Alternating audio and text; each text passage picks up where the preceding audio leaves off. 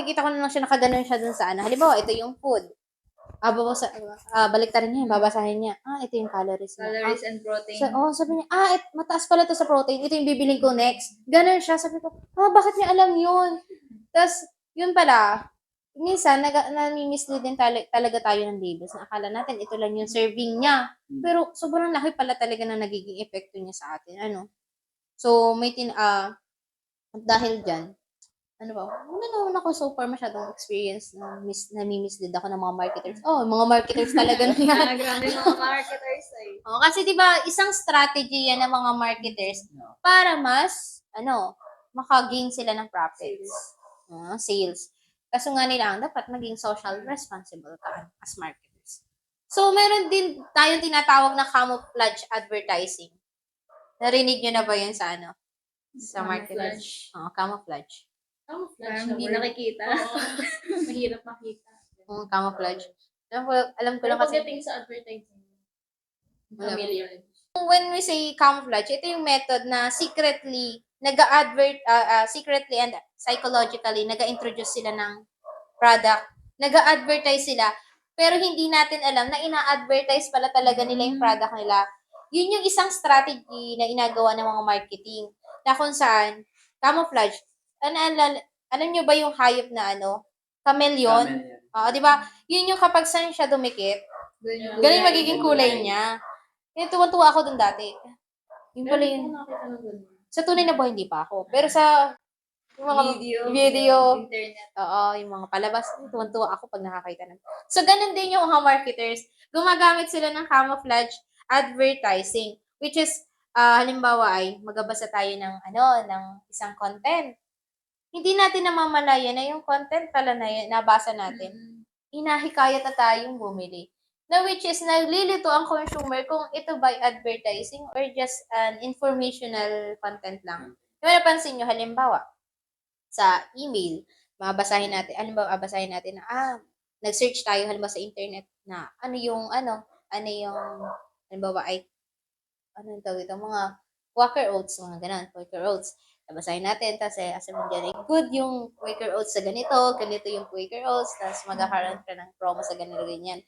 Which is, hindi natin naiintindihan, ano ba yun? Advertisement ba lang yun or information na bigyan lang tayo ng information. Pero alam nyo ba, mayroon doon sa gilid na nakikita nyo lagi. Yung parang, alam nyo yung mark na gano'n, yung parang pa-triangle na yellow, may nakalagay na yung shop or ad. Na malilito ka kung ads ba siya, sponsored ba siya, or just a content. For example, wag na tayo lumayo. Sa TikTok, di ba akala nyo yung nag-affiliate doon, akala nyo nag-ano lang sila?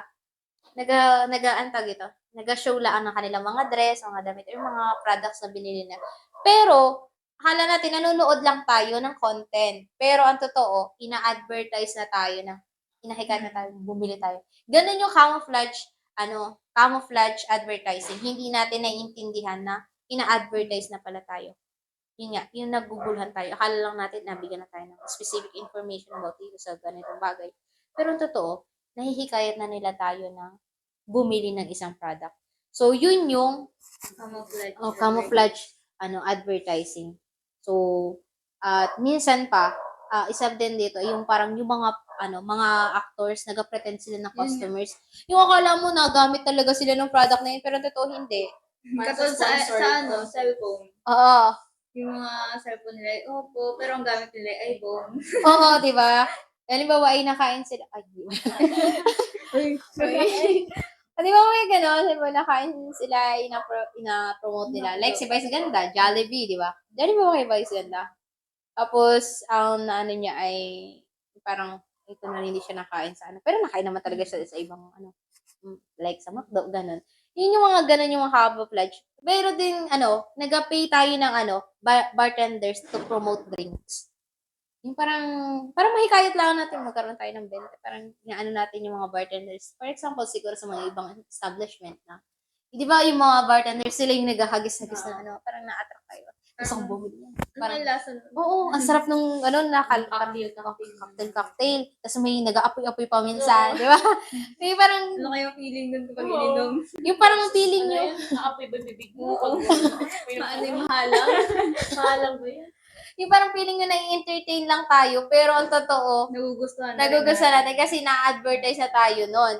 Another thing din ay yung yung employees pretending to be on customer online.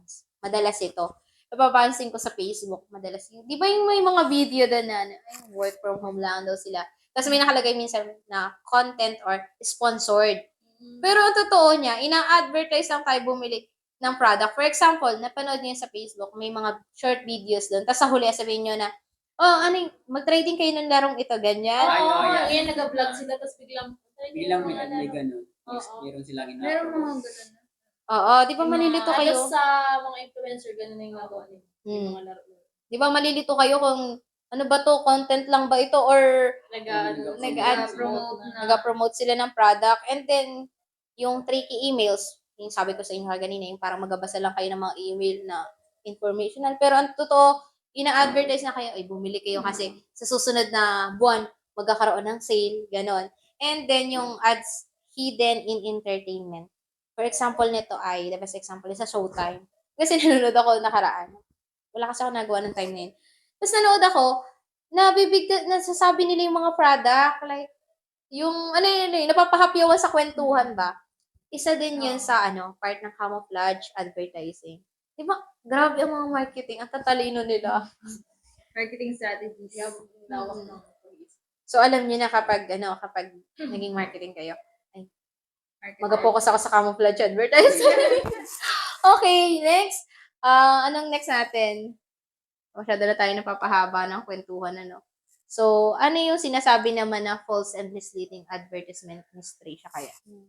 Yung false and misleading advertisement is promotional content siya na inaccurate bagay yung mga information do sa product. Example is, kunyari, may isang kumpanya na nagtinda ng skincare. At na-complain nila na yung skincare na yun is pampatanggal ng wrinkles in just 1 week daw. Natatanggal daw yung wrinkles mo. And so merong mga nabili kasi nahihikayat sila na bumili na dahil nga in just 1 week mawawala yung wrinkles mo. Ay nakakita sila ng mga feedback. Nakikita nila na may maganda nga simula ito before yung ang dami pang wrinkles, tapos after is wala nang wrinkles. Ay pero nung sa huli nalaman nila na nalagay lang pala ng mga marketers ng mga filter, yung na yon, yung dun sa after na, which is hindi naman talaga in just 1 week is nawala yung wrinkles ng mga na yon, yung mga bumili na yon. So ayun, and then dahil din dun is nawala yung trust ng consumer dun sa na yon, dun sa product na yon. At yun nga nalaman nila na ganun. And nalaman din nila na yung product pa lang yun is hindi siya scientific, wala siyang scientific evidence. Ayun, tas hindi siya FDA ang tawag din, FDA approved. Ayun. Yun yung nagiging nila na parang yun nagiging false and misleading advertisements or yung mga information nila is hindi totoo about do sa product na yun. Ayun. Kayo may ba kayo doon? May something to say na sa misleading yung false and misleading advertising. Yung parang parang nagkaroon kayo ng panic buying or nag-impulsive buying kayo, binili niyo yung product kasi ganito. Ay, for example, this one na yung sa TikTok talaga ako nabubudol yun, totoo. Kapag nakakita ako na sabi, nakakatanggal daw ng acne, yung parang mga black hole sa mukha. E di ngayon bumili ako. Hindi pa. Ay, ito na lang pala. Ayun. Saan ba? Ayun na lang yung sa yung nakaraan recently. Pumasok ako ng Watsons. Sabi ko, ano po yung makakatanggal ng tawag ito, hindi, black hole sa mukha. Yung parang, blackheads. Blackheads. Black hole. Ang laki yung malaki yung blackheads. Okay, yung blackheads. Tapos sabi niya, gamit daw ako nung peel mask na yellow. Parang gold siya, talaga pag nilagay mo. Ay di ngayon tinry ko. Naglagay ako, pati yung kaibigan ko sinama ko. Tapos sabi, patuyin daw ng 15 to 20 minutes. Binang inatanggal ko na, naiiyak na ako. Sobrang sakit niya sa mukha. Tapos, Sabi ko, ba't wala natatanggal? Tapos, yung pala, dapat sobrang makapal siya dapat ilagay. Ako, tapos nung natanggal ko, no, naiiyak na ako kasi hindi matanggal. Sobrang sakit. Oo, sobrang sakit niya kasi yung, Parang Alam buong mo, Dikit na dikit. yung balahibo niya talaga. Parang Wait. matatanggal yung mukha mo na. Pagtanggal mo lahat ng mukha mo, wala na. True. Tapos sabi ng kaibigan ko, nag-video kami. Ate, ano ba itong pinasok natin? Sobrang sakit. Tapos sabi ko, B, hindi ko na kayang i-fill off siya. Magbabanlaw na lang ako ng warm water para matanggal talaga. Edi, yung ginawa ko, B, nagbanlaw na lang ako warm water. Sabi ko, sa susunod, di ko na gagamitin. Ayoko na. Tapos alam mo, buti na lang medyo mura siya. Sabi ko, hindi ko na gamitin. Buti pala, isa lang yung binili ko. Yun yung aking, nag-impulsive buying ako minsan eh. Pag nakakaganda daw to, bibili ko to.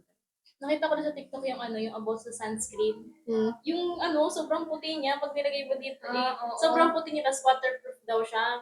Ay, parang sobrang puti niya, parang na siyang pintura. Sabi niya, konting lagay lang daw.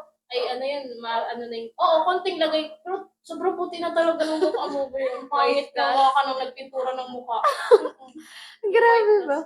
Wala daw siyang white, tapos niya, pero kitang-kita talaga. Kita sa leeg mo na yun. Ang itim mo leeg mo, tapos puti-puti mo sa mukha mo. Halata. Grabe ba? Parang ngayon yung lotion na uso, alam mo yung pink tapos may kasamang white siya?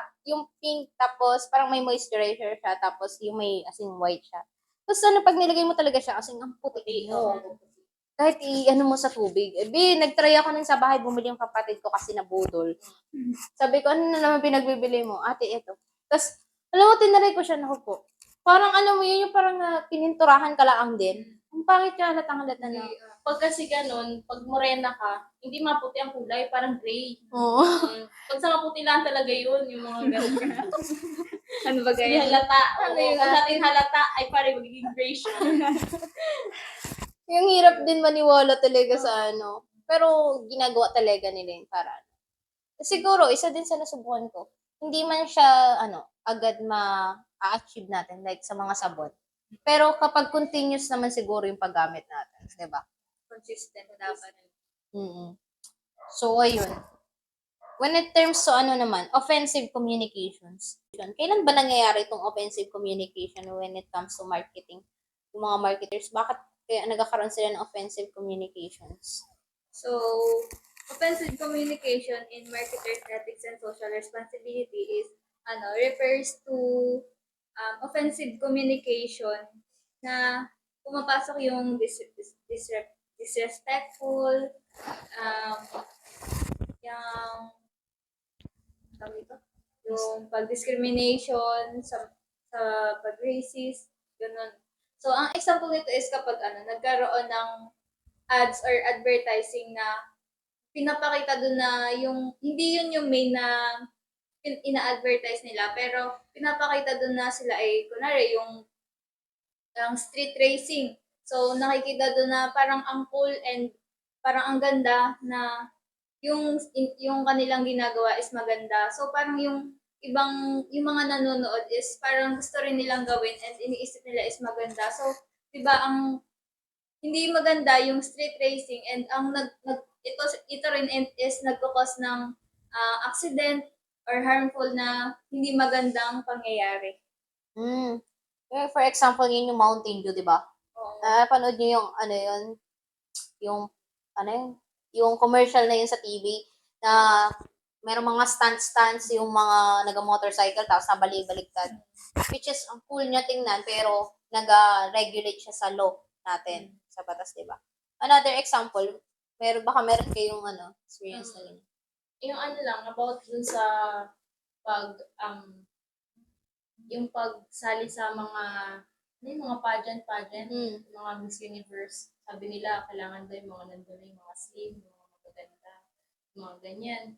Di daw applicable yung mga chubby. Pero meron sumali na. Oo, nung sumali, yung pinayagan na nga daw nila ng yun. Pero syempre, nakaka-offense naman yun sa mga chubby.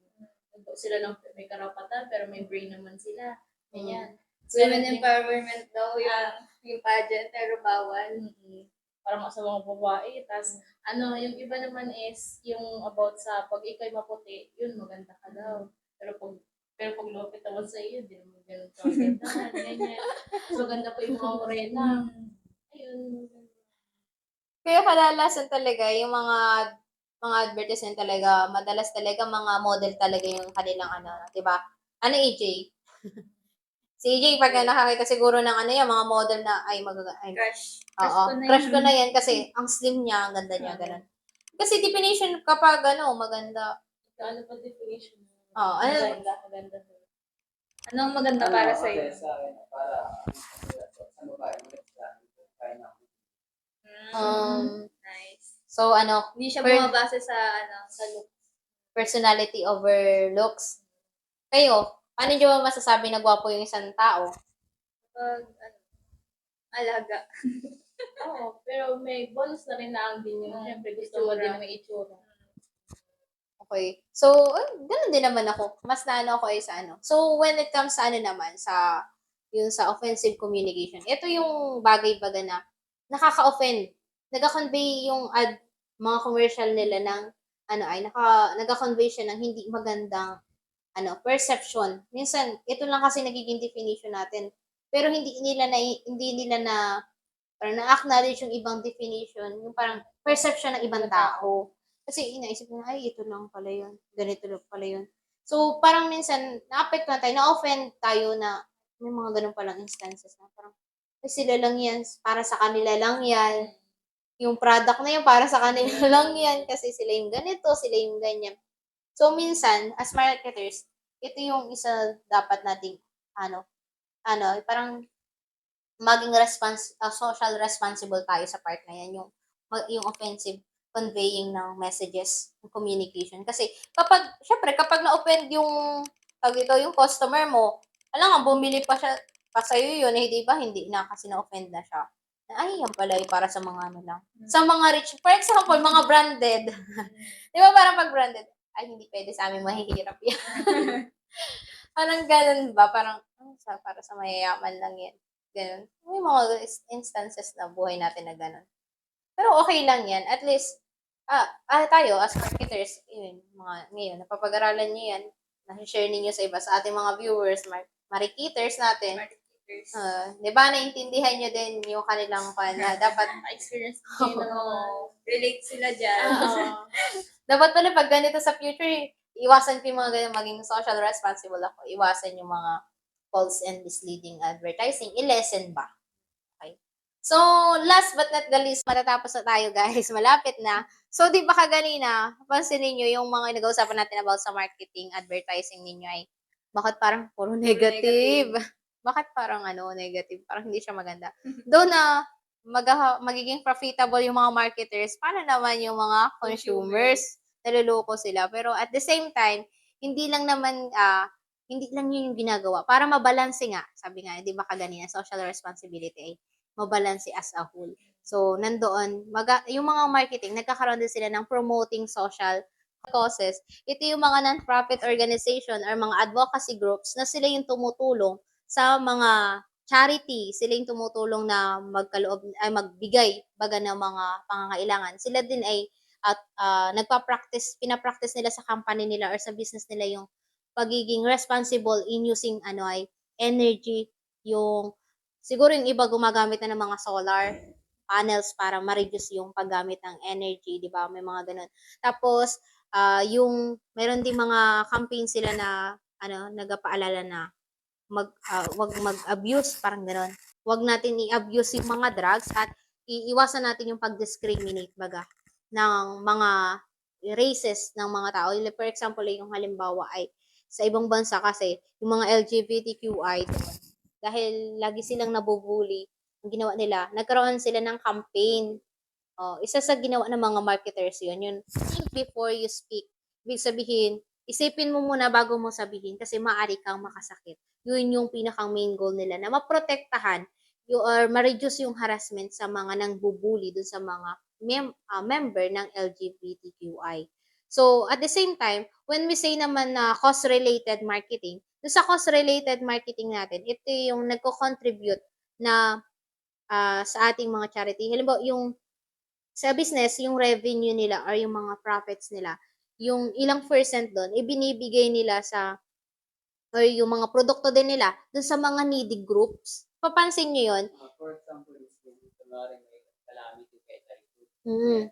Yung mga revenues nila kaya profit nila, dinodonate nila doon para makatulong sa pag-unlak yung country na o kaya yung isang lugar na naapektuhan. Oo, isang best example yan, di ba? Kung papansin nyo kapag dito sa Pilipinas, kapag may bagyo, yung mga UNICEF na brand, mga Unilevers, di ba sila yung nandiyan na natulong, nag-donate sa mga nangangailangan. Alam nyo ba, yung concept ng marketing na yun, isa sa strategy yun para mas ma-build yung brand image nila. Yung positioning nila sa market. Kasi kapag may, sabi nga natin kaganya, kapag may good relationship, mas maganda yung nagkakaroon ng consumer trust or nagkakaroon din ng loyalty ang mga customers natin. So, meron pa mga example niyan. Familiar ba kayo dito sa Congra Foods and Procter and Gamble, yung PNG? So, di ba isa ito sa pinaka malaking company? Di ba sila yung may mga sari-saring product, yung Procter and Gamble, yung PNG. So, which is, nakipag-partner sila sa Congra na yung pakikipag-team up nila doon, nagkaroon sila ng campaign na ang team nila ay Child Hunger Ends Here. Ibig sabihin, yung kanilang ginawa ay para sa mga batang nangangailangan ng pagkain. Yung mga batang, siguro ito yung mga beggar or yung mga nasa lansangan, yung kanilang campaign as marketers para ma-promote, makilala din yung sila, yung tulungan yung mga bata na hindi man sapat yung kain baga. Di ba meron din sa school na may mga malnourished na sila din yung nag-provide ng pagkain. Experience. Isa ko dyan sa mga malawis. Elementary ko sa alin. Hmm. Pet. Pet. Pero payat pa din. Okay. So, isa din yung sa California naman, yung non-profit group, ang ginawa nila, yung blanket, beach blanket. So, ang ibig sabihin naman ng campaign nila na ito ay to promote cleanliness on their beaches. Yun. And then, yung last, isa pa sa example natin dito ay yung the Advertising Council. Nabasa ko, sabi doon, yung importance nung pagiging natin, yung pagiging social responsible sa mga consumers natin. Siya yung nakakatulong para yung positioning ng company ay manatili, maging firm, maging mas kilala siya. Tapos at the same time, nakakatulong din siya maiwasan baga magkaroon ng negative image yung isang company or isang businesses. At the same time, ito ay mag-favor din sa mga consumers natin. At makakatulong din tayo na ma-build yung mga consumer attitudes nila towards dun sa ating mga products or mga services na ino-offer sa kanila. So, yun yung kagandahan at yun yung ibig sabihin ng promoting social causes. You are, nag-promote ka ng ano yung makakabuti between you and the consumers. So, here we go. Last na. Alam ko ang bawal sa parang excited na excited na. Okay, para alam ko namang gusto pa ninyo mag-share. So, when it comes to consumer ethics, pag-usapan naman natin itong mga consumers, di ba? Kaganina, puro marketers tayo, puro marketers. Okay, paano naman pag sinabi natin consumer ethics, ano nga ba yung ibig sabihin ng consumer ethics? So, sabi dito, it involves making ethical choices in purchasing, including honesty, yung fairness, and sustainability and social responsibility. Ito daw ay encompasses treating others well and considering the environmental impact or supporting socially responsible businesses, respecting privacy, and engaging in responsible consumers advocacy. So, kayo as consumer din, palmagay nyo kayo naman ngayon, consumer naman kayo, hindi naman marketers. Paano nyo mapapakita yung consumer ethics in your daily lives? Example ko sa consumer ethics is, about sa self ko. Kunyari may gusto akong bilhin or may gusto akong bilhin or may want ako na bilhin na nakakapagpapasaya sa akin. Pero, meron akong mas kailangan na bilhin or mas need ko na bilhin na isang bagay which is yun ang mas uunahin ko kaysa dun sa dun sa gusto ko lang. Kasi, Needs muna bago needs wants. muna bago once. Ayun, ganun yung napapakita yung consumer ethics. Ikaw, about how about you, Ali? Sa akin naman is yung sa environmental impact. Kunwari, bibili ako sa labas. Ang gagawin ko is magdadala ako ng sarili kong bag or eco bag para hindi na sa plastic ilagay yung aking bibili. All the best din yun. Mapapakita natin siya sa pag yung sinabi nyo nga sa sarili ninyo na unahin yung needs Yung before wants. Tapos maging eco-friendly na consumer. That is ethically right, di ba? Tayo bilang din, yung mga ano ba yung mga nade-develop din sa atin na character, ano ba yung dapat ipakita natin kapag nagko-comply tayo dun sa consumer ethics. So, dapat nakikita sa atin yung pagiging fair natin. Pagiging honest din natin sa mga bagay. For example, bumili ako ng cellphone hindi, ito na lang. Yung, bumili kami kasi ng washing machine last time.